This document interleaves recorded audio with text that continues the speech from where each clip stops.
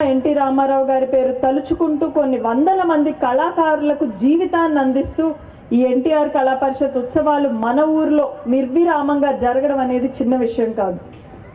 ఈరోజు ముఖ్యంగా ఎన్టీ రామారావు గారి గురించి ఎంతో మంది ఎన్నో రకాలుగా చెప్పిన తరగని విలువ ఏదైనా ఉంది, చెప్పుకుంటూ పోతే ఇంకా చెప్పుకుంటూ పోయే చరిత్ర ఏదైనా ఉంది అంటే అది నందమూరి తారక రామారావు గారు.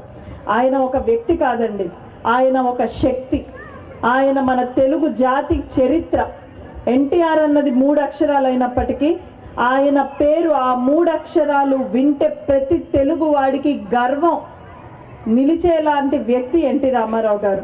నందమూరి తారక రామారావు గారు తెలుగు చలనచిత్ర రంగంలో ఒక గొప్ప నటులు, మన రాష్ట్రంలో ముఖ్యమంత్రి వర్యులు, అదేవిధంగా ఒక గొప్ప రాజకీయ నాయకుడు అని మాత్రమే మీకు తెలుసు. 1951లోనే పాతాళ భైరవి అనే ఒక చిత్రానికి ఇంటర్నేషనల్ ఫిల్మ్ ఫెస్టివల్లో పేరు తెచ్చిన మొదటి ఇండియన్ సినిమా, తెలుగు సినిమా అది నందమూరి తారక రామారావు గారు అవ్వడం ఇది మన తెలుగు ప్రజలకు గర్వకారణం. అంటే అదేవిధంగా ఇండియన్ కరెన్సీ మీద ఆర్బీఐ వాళ్ళు ముద్రించిన మొట్టమొదటి భారతీయ నటుడు ఎవరైనా ఉన్నారంటే అది నందమూరి తారక రామారావు గారంటే.